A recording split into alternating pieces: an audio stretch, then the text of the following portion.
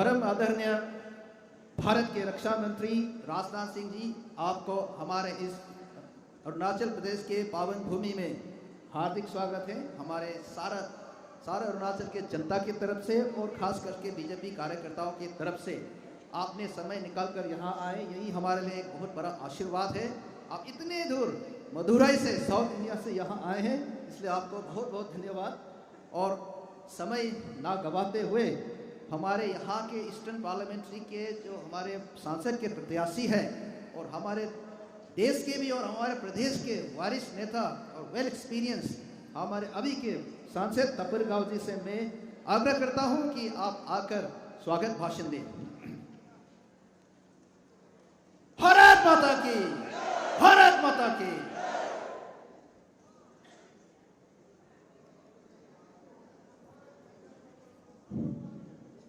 आज हमारा रक्षा मंत्री ऑनरेबल मिनिस्टर राजनाथ जी उपस्थित हुए हैं। साथ में हमारा डिप्टी सीएम सोनाबेन साहब, साथ में हमारा उम्मीदवार डॉक्टर मोहेश साई, जिग्नू नामचुम, मुसुमिति, दासांगलुंग, सुजाना नामचुम और हमारा इस्मिल टिकाक और पुण्य आपू, और इन लोगों में से भी हमारा 20 दो उम्मीदवार आन कॉन्टेस्ट होके यहाँ आए हैं। और साथ में हमारा डिस्ट्रिक्ट प्रेसिडेंट, महिला टीम, युवा, एसटी मोर्चा, माइनॉरिटी मोर्चा, किसान मोर्चा, बीएलसी प्रेसिडेंट और सीनियर कार्यकर्ता यहाँ जितना उपस्थित है नामसाई डिस्ट्रिक्ट के, आप सभी को मैं स्वागत करता हूँ। और राजनाथ जी, ये भूमि परशुराम भगवान का भूमि में आज आपने कदम रखा है और इसलिए आपके लिए भी अच्छा होगा और हम सब के लिए भी अच्छा होगा। और आज आप सभी से ये मैं कहना चाहूंगा कि भारतीय जनता पार्टी अरुणाचल प्रदेश में 60 में से 10 एमएलए आन कॉन्टेस्ट होके जीत चुके हैं और हमको 50 सीट में ही हमको लड़ना है। और इस लड़ाई में कांग्रेस ने 60 में 19 एमएलए ही कॉन्टेस्ट कर पाया है और बाकी पॉलिटिकल पार्टी 10 पुंडो और सिंगुल डिजिट में हो रहा है। ये इशारा काफी है कि आने वाला अरुणाचल प्रदेश में भारतीय जनता पार्टी का ही सरकार बनेगा और पेमा खांडू और सोनाबेन साहब के नेतृत्व में फिर दोबारा भारतीय जनता पार्टी का होगा। और आज दुनिया भर में और देश भर में हम सभी को पता है कि अगला बार भी नरेंद्र मोदी जी के नेतृत्व में ही हिंदुस्तान में सरकार बनेगा। तो इसलिए आज भारतीय जनता पार्टी आपसे उम्मीद लेके ये बैठे हैं कि मोदी जी ने 2 साल में क्या किया देश के लिए, शौचालय से लेके चंद्रयान तक, ये मोदी जी का मेहनत है। हम भारतीय जनता पार्टी कार्यकर्ता का मेहनत है। आज फ्री राइस बीपीएल को कोरोना काल से लेके आज तक फ्री राइस बीपीएल को दे रहा है और हमारा माँ बहनों के लिए उज्ज्वला योजना में गैस सिलेंडर आपको कनेक्ट किया जाता है।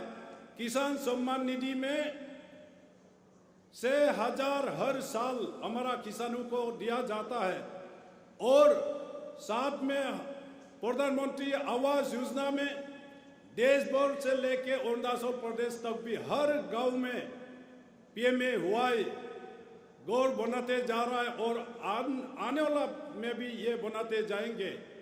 और हमारा कोई हिंदुस्तानी, कोई बीपीएल परिवार बीमार होके बिना पैसा से ट्रीटमेंट हो ना पाएंगे। इसलिए PMJY और हमारा अरुणाचल प्रदेश में APL के लिए CMAY, ये सब सुविधा भारतीय जनता पार्टी ने हिंदुस्तान के नागरिक को और अरुणाचल प्रदेश के वासियों को ये सुविधा पेमा खांडू सरकार ने दिया है। ये डबल इंजन मोदी जी और पेमा जी के नेतृत्व में आज अरुणाचल प्रदेश में जो डेवलपमेंट हुआ है, तुआंग से लेके कानुबारी तक 2 लेन हाईवे कनेक्टिविटी, आज राजनाथ जी के नेतृत्व में एक डिफेंस कॉरिडोर तवांग से लेके विजयनगर तक मेघमोहन लाइन के नीचे से 44,000 करोड़ ऑलरेडी सैंक्शन हो चुका है, सर्वे चल रहा है और ये रास्ता भी बनाएंगे। आज आप देखिए असम से लेके लुहित होते हुए वालोंग तक 2 लेन रास्ता बना दिया और रोइंग से लेके अनिनी तक, पासीघाट से लेके टूटिंग तक, लिकाबाली से लेके एलोंग मेसुका तक और दापोरिजो होते हुए और अब ईटानगर होते हुए यासुली, संग्राम, कोलोरियांग, जहां इनहेबिटेंस नहीं है वहां तक रेल रोड कनेक्टिविटी 2 लेन कनेक्ट मोदी जी के नेतृत्व में हुआ है। आज हमको ईटानगर जाने के लिए यहाँ से बोगीबील ब्रिज ना होने से पहले नाव से जाता था, 2-3 आवर्स लगता था। आज बोगीबील रेल काम रोड ब्रिज हो गया है और सोदिया ब्रिज हो गया है, आलूबिहारी ब्रिज हो गया। रोड कनेक्टिविटी और एयर कनेक्टिविटी हमको भी सोचा ही नहीं था कि ईटानगर से हम दिल्ली जाएंगे फ्लाइट से, मुंबई जाएंगे, कलकत्ता जाएंगे। आज दिल्ली फ्लाइट सर्विस हो गया है और तेजू, पासीघाट और जीरो, मेसुका, टूटिंग, विजयनगर का भी आने वाला दिन में एयर कनेक्टिविटी होगा। आज कौन सोच सकता है कि अनिनी में 4G होगा, वालोंग में 4G होगा, चाइना तिब्बत बॉर्डर में एयर कनेक्टिविटी, साथ में टेलीकॉम कनेक्टिविटी सब वेल कनेक्टेड हो गया है। और आज मोदी जी ने और पेमा खांडू जी दोनों के नेतृत्व में हर घर में नल और हर घर में जल, ये सुविधा दिया गया है। साथ में इलेक्ट्रिसिटी कनेक्टिविटी, टेलीकॉम कनेक्टिविटी, सारा सब सुविधा होने के बाद आज भारतीय जनता पार्टी आपसे आशीर्वाद मांग रहा है कि अगला 5 साल मोदी जी को दीजिए और देश को कहां से कहां पहुंचा दिया जाएगा। जब मनमोहन सिंह प्रधानमंत्री थे, हमारा भारत दुनिया का 11वां नंबर में हुआ करता था। मोदी जी के नेतृत्व में आज 5वां नंबर है और ये मोदी जी का गारंटी है। 3rd टाइम मोदी जी को हम सब मिलकर आशीर्वाद देंगे तो ये दुनिया का 2 नंबर या 3 नंबर में लाएगा, ये मोदी जी का गारंटी।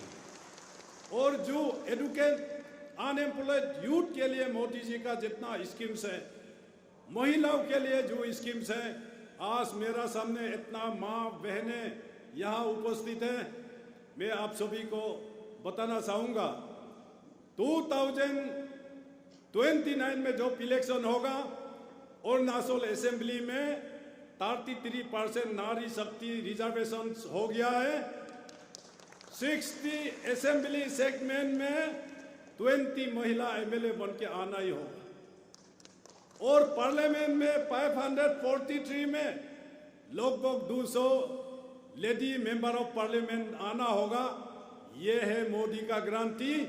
नारी शक्ति बिल पास होके रखा है, तो इसलिए हमारा हिंदुस्तान के माँ बहनें आप सभी को मेहनत करना पड़ेगा। ये मेहनत है कि आपको भी पार्लियामेंट में जाने का सपना देखना होगा और असेंबली में जाने का सपना देखना होगा 2029 में। ये मोदी जी का गारंटी है आप महिलाओं के लिए। तो इसलिए मैं आप सभी से यही मेरा प्रार्थना है कि लास्ट टाइम भी आप सभी ने इसी नामसाई डिस्ट्रिक्ट से तापिरगांव को सबसे ज़्यादा वोट इसी डिस्ट्रिक्ट से मिला है और आशीर्वाद मिला है। इस बार पेमा खांडू साहब, सोनामेन साहब दोनों का इस नामसाई को ऐसे रोशन कर दिया कि ईटानगर आगे जाएगा या ये नामसाई आगे जाएगा डेवलपमेंट में। ऐसा डेवलपमेंट नामसाई डिस्ट्रिक्ट में होने का बावजूद भी कोई कोई बाहर से प्रासूट कैंडिडेट लाके नामसाई वासियों को, यहाँ के लेकांग वासियों को ये जो गंडगोल करवा रहा है, ये सही दिशा में नहीं जा रहा है। इसलिए मैं यहाँ का नामसाई और लेकांग वासियों को मेरा ये कहना है, यही मौका है, सही समय है कि इन लोगों को प्रासूट कैंडिडेट को आप जीरो बना दीजिए और भारतीय जनता पार्टी कैंडिडेट हमारा जिंगनू नामचुम, सुजाना नामचुम और डीसीएम साहब तो आन कॉन्टेस्ट होके आया है, तो इस डिस्ट्रिक्ट को कोमल पुल किलने का जगह है। पानी यहाँ है, जमीन है, पहाड़ नहीं है। अगर नामसाई जिले में कोमल नहीं किलेगा तो दूसरा और कहीं नहीं किलेगा। इसलिए मैं आप सभी को ये भरोसा देना चाहता हूँ, आपके ऊपर पूरा भरोसा है। साथ में अरुणाचल प्रदेश में आज 60 सीट में 10 एमएलए फुटबॉल का हाफ खेल में हमने 10 गोल दे के रखा है, तो अगला हाफ इंटरवेल के बाद कितना और गोल मारेगा। मैं राजनाथ जी आपको ये बताना चाहता हूँ कि अरुणाचल में 60 का 60 हम जीतेंगे, कहीं हारने का जगह नहीं है। तो इसलिए इस भरोसा के साथ आप सभी को यही प्रार्थना है कि देश में कोमल ही खिलेगा। मोदी जी का सामने कोई ऐसा पॉलिटिकल पार्टी नहीं है मोदी जी को लड़का सके। अरुणाचल प्रदेश में कोई ऐसा पॉलिटिकल पार्टी नहीं है जो पेमा खांडू और सोनामेन साहब को मुकाबला कर सके। तो इसलिए नामसाई वासियों 19 तारीख तक मैं भगवान से यही प्रार्थना करता हूँ कि आप सब सही सलामत रहे और बीमार हजार कोई ऐसा ना हो। 19 तारीख को जो बटन दबाएंगे, मोदी जी का काम तो आवाज पहुंचाने के लिए कोमल में ही दबाइए और असेंबली के लिए कोमल में ही दबाइए। पेमा खांडू सरकार और पेमा खांडू का काम तो पहुंचाने के लिए। और मैं पूरा भरोसा के साथ अपना कार्यकर्ता बंधु को इतना गैदरिंग ऑर्गेनाइज करने के लिए भी आप लोगों को धन्यवाद देते हुए मेरा भाषण को यही विराम देता हूं। नमस्कार, जय हिंद। ताली में कौन था इसलिए मैं आवाज देता हूं। भारत माता की, भारत माता की, वंदे वंदे। नमस्कार, थैंक यू। बहुत बहुत धन्यवाद तापरगांव साहब। जीतेगा भाई जीतेगा, और जोर से जीतेगा भाई जीतेगा, जीतेगा भाई जीतेगा। अब की बार 400 पार, अब की बार एक बार फिर जोर से एक बार फिर धन्यवाद। जिस घड़ी का हमें इंतजार था और जिसका हमें बहुत देर से इंतजार था वो हमारे बीच आ चुके हैं। अभी में हमारे देश के रक्षा मंत्री और हमारे पार्टी के और देश के वरिष्ठ नेता जो कई सारा रिस्पॉन्सिबिलिटी संभाल चुके हैं। हमारे यूपी के मुख्यमंत्री भी रहे, हमारे देश के गृह मंत्री भी रहे, हमारे पार्टी के 2 बार हमारे अध्यक्ष भी रहे और हमारे बीजेपी अतुल जी के कार्यकाल में भी कई मिनिस्ट्री संभाले हैं। ऐसे यशस्वी और अनुभवी नेताओं को मैं आप सबके सामने में बुलाकर मैं बड़ा गर्व महसूस करता हूं। इसलिए परम आदरणीय राजनाथ सिंह जी, मैं आपसे आग्रह करता हूं कि आप आकर इस सभा को संबोधित करें।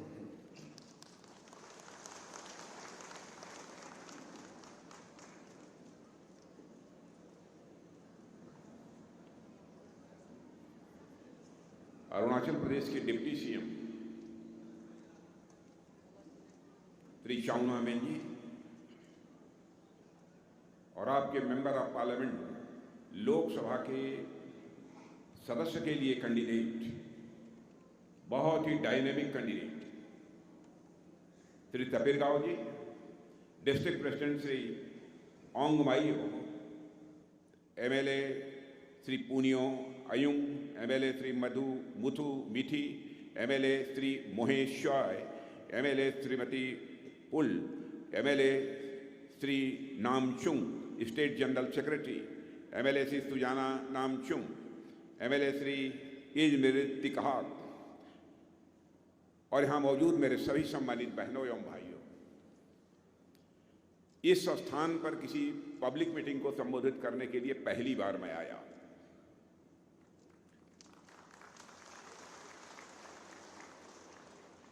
वैसे देश का कोई भी ऐसा डिस्ट्रिक्ट बचा नहीं है यहां पर कि पब्लिक मीटिंग को एड्रेस करने के लिए मेरा जाना न हुआ, लेकिन मेरा यह दुर्भाग्य था कि मैं इस स्थान पर किसी पब्लिक मीटिंग को एड्रेस करने के लिए आज अब तक नहीं आ पाया। पहली बार आप लोगों के बीच में मौजूद हूं। आप लोगों ने तालियां बजाकर और साथ ही साथ हमारे तपिर गांव जी ने अपने शब्दों के माध्यम से मेरा स्वागत किया है, लेकिन भारत की परंपरा है और शिष्टाचार का तकाजा भी है कि स्वागत, अभिनंदन, सलाम दुआ कभी एक तरफा नहीं होना चाहिए। इसलिए मैं भी अपनी तरफ से शीश झुकाकर आप सभी बहनों भाइयों का हार्दिक अभिनंदन करता हूं। आप सभी का मैं स्वागत करता हूं। बहनों भाइयों, आज यदि आपके बीच आया हूं तो पार्लियामेंट के कैंडिडेट तपिर गांव के लिए आया हूं, और इतना ही नहीं, जितने हमारे MLA कैंडिडेट हैं अरुणाचल प्रदेश की असेंबली के लिए, उन सब के लिए आया। जहां तक तपिर गांव का प्रश्न है, मैं कहना चाहता हूं तपिर गांव जी हमारे बहुत ही फास्ट फ्रेंड हैं, हमारे बहुत ही नजदीकी दोस्तों में हैं। मैं पार्टी का जब राष्ट्रीय अध्यक्ष था तब से हमारा इनके साथ रिश्ता है, और संसद में मैंने देखा है कि संसद में आप सबकी समस्याओं को प्रभावी तरीके से उठाने का कोई काम करता है तो आपके तपिर गांव कर दे। उसी तपिर गांव जी के लिए आपसे वोट मांगने आया। अरुणाचल प्रदेश में जिस तरीके से पेमा खांडू जी मुख्यमंत्री के रूप में अपनी जिम्मेदारी निभा रहे हैं, शायद आप लोगों को इस बात की जानकारी नहीं होगी, अरुणाचल प्रदेश बहुत ही छोटा राज्य है, लेकिन हिंदुस्तान में एक सक्सेसफुल चीफ मिनिस्टर के रूप में कोई जाना जाता है तो आपके chief minister mister Pema Khandu जाने जाते हैं। मैं समझता हूं कि यह अरुणाचल की धरती का यह करिश्मा है। अरुणाचल की धरती ने ऐसे ऐसे लाल पैदा किए हैं, ऐसे ऐसे बेटों को पैदा किए हैं जो कि अरुणाचल का नाम सारे हिंदुस्तान में रोशन कर रहे हैं। और आप लोगों से मिलकर सचमुच मुझे बेहद खुशी हुई है। आप जानते हैं 2019 में लोकसभा का चुनाव हुआ हमारे प्रधानमंत्री मोदी जी के नेतृत्व में। 2014 में भी उसी मोदी जी के नेतृत्व में ही लोकसभा का चुनाव हुआ। दोनों बार क्लियर मेजॉरिटी, स्पष्ट बहुमत के साथ हम लोगों ने सरकार बनाई। 10 वर्षों के अंदर मोदी जी ने इस देश के लिए क्या किया है, मैं समझता हूं यह बताने की आवश्यकता नहीं है। हिंदुस्तान का बच्चा बच्चा इसको अच्छी तरह समझ रहा है। सभी को इसका एहसास है कि मोदी जी ने क्या किया है। अभी अभी तपिर गांव जी ने कुछ बातें बतलाई हैं जिसको कि मोदी जी ने आम जनता के हित के लिए, आम जनता के कल्याण के लिए, आम जनता की भलाई के लिए उन्होंने किए हैं। लेकिन एक बात मैं आपसे कहना चाहता हूं, आज सारी दुनिया में मेरे बहनों भाइयों भारत का कद तेजी के साथ बढ़ा है। भारत का स्टेचर सारी दुनिया में ऊंचा हुआ है। पहले भारत को दुनिया में जो सम्मान नहीं मिलता था, आज भारत का कोई नागरिक दुनिया के किसी देश में चला जाए उसको यह एहसास हो जाएगा कि भारत की प्रतिष्ठा, भारत की इज्जत, भारत का सम्मान दुनिया के लोगों की नजरों में कितना बढ़ा हुआ है। इंटरनेशनल फोरम पर पहले भारत कुछ बोलता था तो भारत की बातों को जिस गंभीरतापूर्वक लिया जाना चाहिए नहीं लिया जाता था, लेकिन आज यदि इंटरनेशनल फोरम पर भारत कुछ बोलता है सारी दुनिया कान खोलकर सुनती है कि भारत बोल क्या रहा है। मेरे बहनों भाइयों, यह हमारे भारत की हैसियत सारी दुनिया में बनी है। गौरव से हम सभी का मस्तक ऊंचा हुआ है। हम सब इस मामले में सौभाग्यशाली हैं कि मोदी जी जैसा व्यक्ति हमको प्रधानमंत्री के रूप में मिला है, जो हमारे भारत का कद सारी दुनिया में ऊंचा कर रहा है।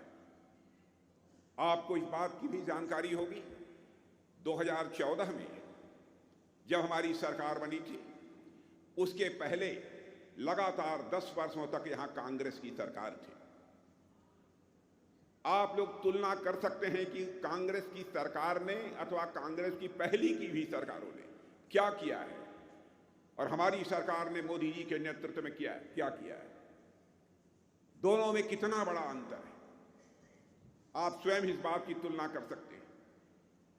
2014 के पहले जितने गरीब भारत में थे, आपको जानकर खुशी होगी, मोदी जी ने करिश्मा किया है। मेरे बहनों भाइयों, कमाल किया है मोदी जी ने कि 10 वर्षों के अंदर अपने प्रधानमंत्री रहते हुए भारत के 25 करोड़ लोगों को गरीबी रेखा से बाहर करने में कामयाबी हासिल की है।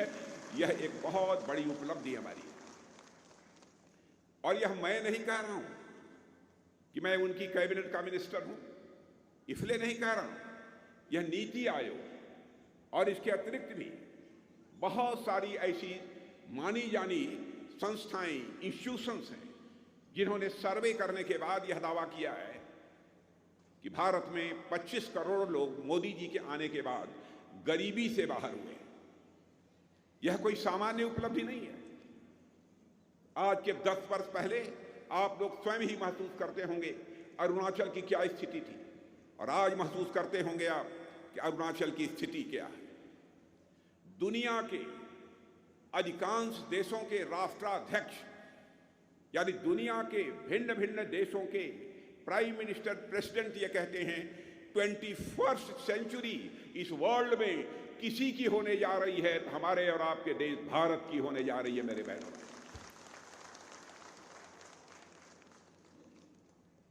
स्वाभाविक है हम भारतवासियों का मस्तक गौरव के साथ ऊंचा हो जाता है। मैं एक घटना बतलाना चाहता हूं रक्षा मंत्री होने के नाते। इंडियन नेवी, हमारी 3 सर्विसेज हैं, Indian army, Indian air force, Indian navy. हमारे इंडियन नेवी के 3 ऑफिसर्स रिटायर होने के बाद कतर में वह सर्विस कर रहे थे। किसी मामले में कतर की अदालत ने उन्हें फांसी की सजा दे दी और भारत में यह हाहाकार मच गया। उनका कोई बहुत बड़ा दोष नहीं था, लेकिन कतर की अदालत ने उन्हें फांसी की सजा दे दी। अब उस फांसी से बचाने का काम यह बहुत बड़ा चुनौतीपूर्ण काम था। भारत के रहने वाले लोग यह कहते थे, हमारे 8 भारतीय जिन्होंने कि नेवी में अपनी सेवाएं दी हैं, अब तो उनकी जिंदगी चली जाएगी, अब बचाया नहीं जा सकता, क्योंकि कतर की अदालत ने उन्हें फांसी की सजा दी है। देखिए हमारे प्रधानमंत्री का कलेजा। हमारे प्रधानमंत्री ने टेलीफोन उठाया, कतर के प्रेसिडेंट से बात की, और बहनों भाइयों, आपको जानकर खुशी होगी कि कतर के प्रेसिडेंट ने हमारे 8 के 8 जो यक्स सर्विसमैन थे, इंडियन नेवी के जो पूर्व अधिकारी जो वहां काम कर रहे थे, उनकी सारी सजा को उसने माफ कर दिया। यह है भारत का कर, यह है भारत का कर जो दुनिया में इतनी तेजी के साथ बढ़ा है। रूस और यूक्रेन की लड़ाई चल रही है, आपको मालूम है ना, रूस और यूक्रेन की लड़ाई चल रही है। कितने लोगों को मालूम है? जरा हाथ उठाइए। सबको मालूम। बराबर रूस की तरफ से 2 साल से यह लड़ाई चल रही है। रूस की तरफ से मिसाइलें चल रही हैं, यूक्रेन की तरफ से मिसाइलें चल रही हैं, बड़ी संख्या में लोग मारे जा रहे हैं। यूक्रेन में हमारे भारत के बहुत सारे बच्चे एमबीबीएस कर रहे थे, इंजीनियरिंग की पढ़ाई कर रहे थे, मैनेजमेंट का कोर्स कर रहे थे। अब उनकी जिंदगी को बचाना एक बहुत बड़ी चुनौती थी। उनके माता पिता जो भारत में रहते थे, उन्होंने प्रधानमंत्री से मांग करनी शुरू कर दी, मोदी जी चाहे जैसे भी हो, हमारे बच्चों को कतर से आप निकाल कर बाहर लाइए, हमारे बच्चों की पढ़ाई हो अथवा न हो, हमें इस बात की चिंता नहीं है। हमारे बच्चों की जिंदगी बचनी चाहिए। उनके माता पिता यह प्रधानमंत्री से मांग कर रहे हैं। और आपको जानकर खुशी होगी, हम लोगों को स्वयं लगता था यह काम असंभव है, नहीं हो सकता है, क्योंकि दो देशों के बीच की लड़ाई का मामला है, कोई झुकेगा नहीं। कैसे हम भारत के बच्चों को वहां से निकाल कर भारत ले आएंगे? लेकिन हमारे प्रधानमंत्री का कलेजा देखिए। हमारे प्रधानमंत्री ने टेलीफोन घुमाया, रूस के राष्ट्रपति मिस्टर बाइडेन से बात की, यूक्रेन के राष्ट्रपति मिस्टर जेलेंस्की से बात की, अमेरिका के राष्ट्रपति मिस्टर बाइडेन से भी बात कर ली, और 4.5 घंटे के लिए युद्ध रुक गया और हमारे लगभग 22,500 बच्चे भारत के जो पढ़ते थे वो भारत लौट आए। यह है आज का हमारा भारत। यहां तक अरुणाचल प्रदेश का प्रश्न है। मेरे बहनों भाइयों, अरुणाचल प्रदेश भौगोलिक दृष्टि से भारत का यह पहला प्रदेश है। यह बाबा परशुराम की यह धरती है। और देखिए, भगवान सूर्य भी भारत में पहला कदम यदि कहीं पर रखते हैं तो अरुणाचल प्रदेश में रखते हैं। इतने सौभाग्यशाली आप लोग। इसका एक स्ट्रेटेजिक महत्व है, यानी रणनीतिक इसका महत्व है। कांग्रेस सरकार बहुत इसके पहले लंबे समय तक रही है, और मैं जानता हूं अरुणाचल की ही नहीं, नॉर्थ ईस्ट के अधिकांश राज्यों में कांग्रेस की सरकारें पहले भी हुआ करती, बराबर उन्होंने नॉर्थ ईस्ट की उपेक्षा की है। लेकिन मैं दावे के साथ कह सकता हूं, और आप लोग भी महसूस करते होंगे, पहली बार दिल से नॉर्थ ईस्ट की चिंता करने का काम किसी ने किया है तो हमारे प्रधानमंत्री मोदी जी ने किया है। और कितना सम्मान नॉर्थ ईस्ट के राज्यों को दिया कि अपने नॉर्थ ईस्ट के 8 राज्यों को यह कहा यह अष्टलक्ष्मी है, अष्टलक्ष्मी है। यदि इनका विकास कर दिया जाए तो यह भारत का भी मस्तक ऊंचा कर सकते हैं नॉर्थ ईस्ट के लोग। इनके अंदर वह ताकत है, इनके अंदर वह कुव्वत है। साउथ एशिया, ईस्ट एशिया के साथ भारत के व्यापार, पर्यटन और दूसरे रिश्ते बढ़ने चाहिए, तभी न जाकर आपका भी विकास होगा। बगल के देशों में जाकर आप अपना व्यापार करेंगे, पर्यटन की सुविधाएं बढ़ेंगी। उस दृष्टि से भी नॉर्थ ईस्ट का विकास होना यह आवश्यक है। यदि मैं कहूं कि यह north east south Asia, east Asia का गेटवे ऑफ इंडिया है तो यह भी कहना अतिशयोक्तिपूर्ण नहीं होगा। आपने देखा होगा, पहले बहुत सारे ऐसे नेता होते थे, कहते कुछ थे, करते कुछ थे, लेकिन आज हमारे प्रधानमंत्री के बारे में मैं कह सकता हूं, हमारे प्रधानमंत्री जो कहते हैं वह करते हैं। उनके वर्ड्स, उनके डीड्स, उनके कहने, उनके करने में कोई अंतर नहीं है मेरे बहनों भाइयों, कोई अंतर नहीं। हमारा इलेक्शन मैनिफेस्टो उठाकर देख लीजिए। इलेक्शन मैनिफेस्टो में जो बातें हम लोगों ने कही थी, हर एक बात को हम लोगों ने पूरा किया है। कांग्रेस का, एनसीपी का, दूसरे पॉलिटिकल पार्टीज का इलेक्शन मैनिफेस्टो उठाकर देख लीजिए। वह जनता की आंखों में धूल झोंक दे। सरकार बन जाती है, अपने वादों को वह भूल जाते हैं, लेकिन हम लोग जो कहते हैं वह करते हैं। हम लोगों ने कहा था अपने इलेक्शन मैनिफेस्टो में कि हमारी सरकार बन जाएगी तो जम्मू कश्मीर के अंदर जो धारा 370 लगी हुई है, जिसके तहत जम्मू कश्मीर को एक स्पेशल स्टेटस प्राप्त है, हम उसको चुटकी बजाकर समाप्त कर देंगे। और आपने देखा कि धारा 370 को हम लोगों ने समाप्त कर दिया। हम लोगों ने कहा था हमारी सरकार बन जाएगी, अयोध्या की धरती पर भव्य राम का मंदिर बनकर रहेगा। बहनों भाइयों, आपने देखा 22 जनवरी को भगवान राम की अयोध्या में प्राण प्रतिष्ठा हो गई। भगवान राम अपनी झोपड़ी से निकलकर राजमहल में आ चुके हैं। मुझे ऐसा लगता है भारत में राम राज्य की भी अब शुरुआत हो जाएगी। जो हम लोगों ने कहा सब कुछ किया। नागरिकता कानून को कहा था, लागू किया। नागरिकता कानून के कारण किसी की नागरिकता जाने वाली नहीं है, नागरिकता मिलने वाली है।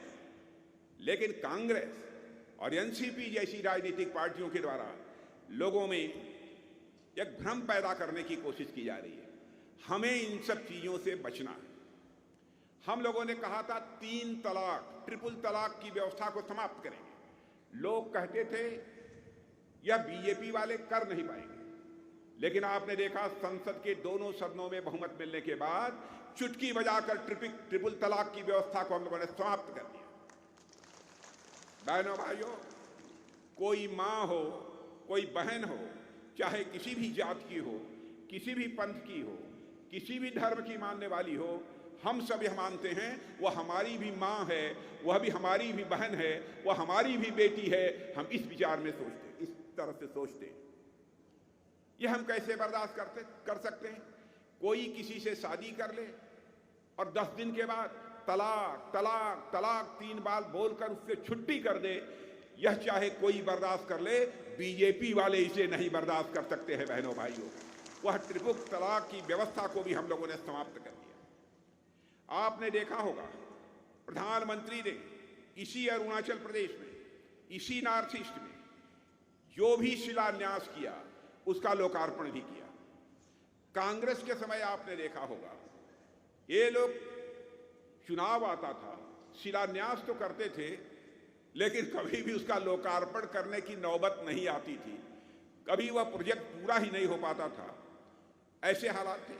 आज बिजली, पानी, सड़क, रेल, स्कूल, अस्पताल, ऐसे कई ऐसे इंफ्रास्ट्रक्चर हैं जिनके कारण मैं विश्वास के साथ कह सकता हूं कि नॉर्थ ईस्ट का तेजी के साथ विकास हुआ है।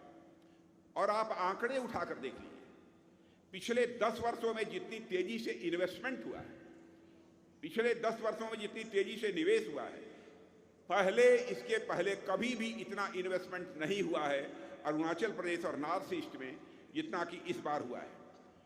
यह सब कांग्रेस की कल्पना से पूरी तरह से परे था। सेला टनल के बारे में आपने देखा, सेला टनल प्रधानमंत्री ने उसका शिलान्यास किया और सेला टनल का उद्घाटन भी हो गया। ऑल वेदर रोड कनेक्टिविटी भी तैयार हो गई मेरे बहनों भाई। 13,000 फीट की ऊंचाई पर बना हुआ सेला टनल कांग्रेस कभी कल्पना भी नहीं कर सकती थी। इसीलिए मैं कहता हूं मोदी जी जिस प्रोजेक्ट का शिलान्यास करते हैं उसे पूरा कर दें। और हमारी सरकार ने, हमारे प्रधानमंत्री ने 10,000 करोड़ रुपए की एक उन्नति योजना प्रारंभ की है। और मैं आपको बतला दूं, 10,000 करोड़ की जो उन्नति योजना प्रारंभ की है, 10,000 करोड़, आप यकीन रखना इस 10,000 करोड़ से आगे आपका और अधिक तेजी के साथ विकास होने वाला है। आज मैं आपसे कहकर जा रहा हूं, 5 वर्ष के बाद फिर मिलूंगा बहनों भाइयों आपको, क्योंकि हम लोग जो कहते हैं वह करते हैं, यह हमारा चरित्र है। और यह 10,000 करोड़ का जो इन्वेस्टमेंट हो रहा है, इससे स्वाभाविक है हमारे नौजवानों को नौकरियां मिलेंगी और नई संभावनाएं लेकर यह निवेश आएगा, मेरा पक्का विश्वास है। अब अरुणाचल प्रदेश में 45,000 परिवारों को पीने का पानी पहुंचाने का काम हमारी ही सरकार ने किया है और इसका भी लोकार्पण हमारे प्रधानमंत्री ने कर दिया। गांव की माताओं को, गांव की बहनों को, बहनें बैठी हैं, गरीब परिवारों की बहनों से भी मैं कहना चाहता हूं, आपके पास 1,000, 5,000, 10,000 रुपया नहीं होगा, लेकिन हम लोगों ने संकल्प लिया है, हमारे प्रधानमंत्री का वादा है, हम इन बहनों को लखपति दीदी बनाएंगे, लखपति दीदी बनाएंगे, ताकि कम से कम 1 लाख रुपए की वह मालिक बन सकें। यह हमारी कोशिश होगी। सारे यहां पर हजारों ऐसे बहनों को हम लखपति दीदी बनाएंगे सेल्फ हेल्प ग्रुप के माध्यम से, और सारे देश में 3 करोड़ बनाएंगे। 1 करोड़ माताएं बहनें लखपति दीदी बन चुकी हैं, कम से कम 1 लाख रुपए की स्वामिनी वह बन चुकी हैं। बहनों भाइयों, सड़कों का कितनी तेजी के साथ निर्माण हुआ है नॉर्थ ईस्ट में, यह आपको बताने की आवश्यकता नहीं है, आप सभी अच्छी तरह जानते हैं। दिव्यांग डैम देश में का मैं समझता हूं सबसे ऊंचा डैम बनने जा रहा है। देश का सबसे ऊंचा डैम बनने जा रहा है। अब आप देखिए, सबसे बड़ा पुल भी, सबसे बड़ा ब्रिज भी यदि कहीं पर है, बोगीबिल, तो नॉर्थ ईस्ट में है, और सबसे बड़ा ब्रिज भी यदि कहीं पर बन रहा है तो अभी नॉर्थ ईस्ट में बन रहा है। यानी हमारे प्रधानमंत्री इस नॉर्थ ईस्ट की तरफ कितना ध्यान दे रहे हैं, इसका आप सहज ही अनुमान लगा सकते हैं। कांग्रेस के समय इंफ्रास्ट्रक्चर डेवलपमेंट नाम की कोई चीज नहीं थी। कांग्रेस ने तो मैं कहूं कि हजारों वर्ग किलोमीटर की जमीन उन्होंने भारत की गंवा दी है बहनों भाई, हजारों वर्ग किलोमीटर हमारे पड़ोसियों के पास चली गई। लेकिन मैं इसका किसी को दोस्त, मैं कोई लांछित किसी को नहीं करना चाहता, गई। लेकिन मैं आज आपसे कहना चाहता हूं, अब भारत की भूमि जाने नहीं पाएगी, कोई भी इसे हड़प नहीं सकता बहनों भाइयों। मैं आपको विश्वास दिलाता हूं, भारत की भूमि अब कोई हड़प नहीं सकता। कांग्रेस का काम करने का एक अपना तरीका था। हमने कांग्रेस की गलतियों को सुधारा है और बॉर्डर इंफ्रास्ट्रक्चर को हम लोगों ने डेवलप किया है। सीमा के नजदीक के जो गांव होते थे, या कांग्रेस के लोग कहते थे कि अंतिम गांव है, हम लोग कहते हैं कि सीमा के पास के गांव हमारे ये अंतिम गांव नहीं हैं, बल्कि भारत के पहले गांव हैं जो कि सीमा के पास रहते हैं। इसलिए हम इन गांवों का भी तेजी के साथ विकास इस समय कर रहे हैं। और हमारा मानना है कि जब तक इन गांवों का विकास नहीं होता है, तब तक हम जिस हद तक सीमाओं की सुरक्षा करना चाहते हैं, उसमें निश्चित रूप से कुछ न कुछ कठिनाई आएगी। इसलिए सीमा के जो हमारे गांव हैं, उनको हम अपना फर्स्ट विलेज मानते हैं, पहला गांव मानते हैं। और साथ ही उससे का स्ट्रेटेजिक इंपॉर्टेंस तो है ही, और साथ ही मैं कहना चाहता हूं, यहां के लोगों को भी मैं यह मानता हूं, अरुणाचल के रहने वाले लोग हमारे स्ट्रेटेजिक एसेट हैं। इसलिए आप सबके प्रति हम लोगों के दिल में विशेष एक प्यार का भाव, एक सम्मान का भाव रहता है। और जब भी चीन के साथ युद्ध हुआ है, आप लोगों ने जिस प्रकार की भूमिका निभाई है, यह पूरा भारत कभी नहीं भूल सकता। अरुणाचल के मेरे बहनों भाइयों, सदैव यह भारत आपका ऋणी रहेगा। यह हम सबका घर है। अभी चीन ने अपनी वेबसाइट पर अरुणाचल प्रदेश के 3 जगहों के नाम को बदलकर पोस्ट कर दिया। बहनों भाइयों, नाम बदल देने से कुछ नहीं होने वाला है। अपने पड़ोसी को बतलाना चाहता हूं, कल चाइना के भी यदि कुछ प्रांतों के, कुछ स्टेट्स के हम नाम बदल दें, तो क्या नाम बदल देने से चाइना के वो स्टेट्स हमारे हो जाएंगे? इस गफलत में चाइना को नहीं रहना चाहिए। मैं मानता हूं ऐसी हरकतों से भारत और चीन के बीच के रिश्ते खराब होंगे। हमारे यहां अटल बिहारी वाजपेयी जी कहा करते थे, इस बात को हमें बराबर ध्यान रखना चाहिए कि जिंदगी में दोस्त बदल जाते हैं, लेकिन पड़ोसी नहीं बदलते। भारत की जो सोच है, हम सारे पड़ोसियों के साथ अपने अच्छे रिश्ते बनाकर रखना चाहते हैं, मधुर रिश्ते बनाकर रखना चाहते हैं। लेकिन भारत के मान, सम्मान, स्वाभिमान पर यदि कोई चोट पहुंचाने की कोशिश करेगा, तो बहनों भाइयों, स्वाभाविक है उसका जवाब देने की भी कुवत आज भारत के अंदर है। मैं आपको बताना चाहता हूं, हमारे प्रधानमंत्री ने एक संकल्प यह भी लिया है, 2047 समाप्त होते होते भारत को एक डेवलप्ड कंट्री बनाएंगे, विकसित भारत बनाएंगे। विकसित भारत हमारा यह नारा नहीं है, विकसित भारत हमारी यह प्रतिबद्धता है। इसलिए मैं आप सबसे कहना चाहता हूं बहनों भाइयों, सभी राजनीतिक पार्टियों को लंबे समय तक आपने देखा है। अब यदि भारतीय जनता पार्टी नेतृत्व की एनडीए मोदी जी के नेतृत्व में देश को आगे ले जा रही है, तो भरपूर सहयोग, भरपूर समर्थन आपका प्राप्त होना चाहिए। और अरुणाचल की जनता के लोगों पर विश्वास है, क्योंकि वास्तव में नेशनलिस्ट हैं। इस देश की रक्षा के लिए सर्वस्व अपना न्यौछावर कर देने की कुवत यदि किसी के अंदर है, तो हमारे अरुणाचल के रहने वाले नौजवानों के अंदर है, बहनों भाइयों के अंदर है। आपके ऊपर मुझे पूरा विश्वास है तपिरगांव जी आपके सांसद रहे हैं और मुझे लगता है कि आप लोगों ने मन बना लिया है कि इस बार तपिरगांव जी को फिर से पहले से कहीं अधिक मतों से विजय दिलाकर उनको भारत की संसद में भेजना। यदि आप लोगों ने मन बना लिया, जरा हाथ उठाकर तालियां बजाइए तो मैं मान लूं कि आप लोगों ने मन बना लिया। पीछे के लोग भी, पीछे के लोग जो बैठे हैं, अच्छा वहां भी बज रही हैं तालियां, तो मैं मान लिया।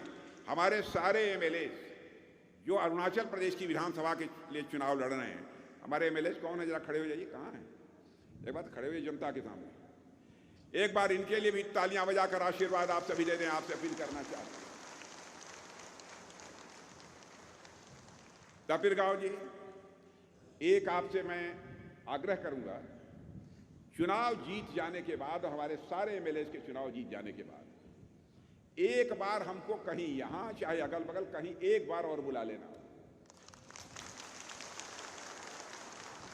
चुनाव जीतने के बाद यदि अगर मैं आना चाहूंगा तो अपना स्वागत कराने के लिए नहीं आना चाहूंगा। चुनाव जीतने के बाद यदि आना चाहूंगा तो एक बार शीश झुकाकर आप सभी बहनों के प्रति आभार व्यक्त करने के लिए, आपका अभिनंदन करने के लिए यहां पर आना चाहूंगा। इन्हीं शब्दों के साथ आप सबको बहुत बहुत धन्यवाद। बोलिए भारत माता की।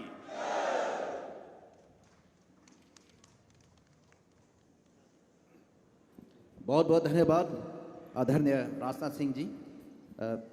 आप यहाँ आए, संबोधित किए, आपके संबोधन से हम सब प्रोत्साहित हो गए और हमें यकीन है, विश्वास है कि यहाँ पर एमपी का भी और एमएलए का भी दोनों में बीजेपी का ही जीत होगा। इस बात के साथ इससे हम नारा लगाएंगे, भारत